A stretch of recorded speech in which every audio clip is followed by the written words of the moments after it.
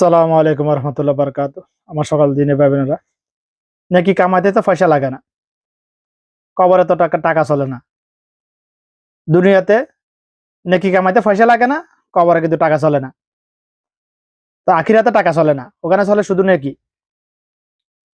ওখানে যদি কোনো ফাওনাদার থাকে, নেকির আদান প্রদান করা হবে শুধুমাত্র। আমল আমল থেকে আমল নামা থেকে নেকি পাওনাদারকে বুঝিয়ে দিয়ে তার ফাপগুলা দেনাদারের আমল নামায় তুলে দেওয়া হবে। যদি আমল নামায় নেকি না থাকে দেনাদারের, তারপরে যদি ফাওনাদার থেকে থাকে, তো আমার প্রসঙ্গ হলো কবরে তো টাকা চলে না, কিন্তু দুনিয়াতে নেকি কামাইতে টাকা লাগে না। আপনি কাজ করুন না, সারাদিন কাজ করুন, খাবার খান, কথা বলুন, কাজ করুন, দুনিয়াবি কাজ করুন, কে নিষেধ করতেছে? এর মাঝে মাঝে আপনি জিকির করুন না, আপনার কলব আল্লাহ জিকিরে ব্যস্ত রাখুন। আস্তাগফিরুল্লাহ আস্তাগফিরুল্লাহ, লা হাওলা ওয়ালা কুওয়াতা ইল্লা বিল্লাহ, লা হাওলা ওয়ালা কুওয়াতা ইল্লা বিল্লাহ। এটাকে আল্লাহ রাসূল সাল্লাল্লাহু আলাইহি ওয়াসাল্লাম জান্নাতের ধন ভান্ডার বলেছেন।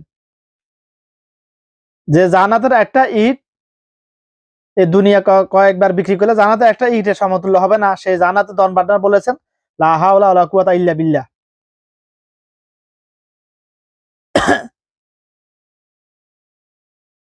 আল্লাহ রাসূল সাল্লাল্লাহু আলাইহি ওয়াসাল্লাম বলেছেন আল্লাহ পাকের কাছে সবচেয়ে প্রিয় বাক্য হলো চারটি: সুবহানাল্লাহ, আলহামদুলিল্লাহ, লা ইলাহা ইল্লাল্লাহ, আল্লাহু আকবার।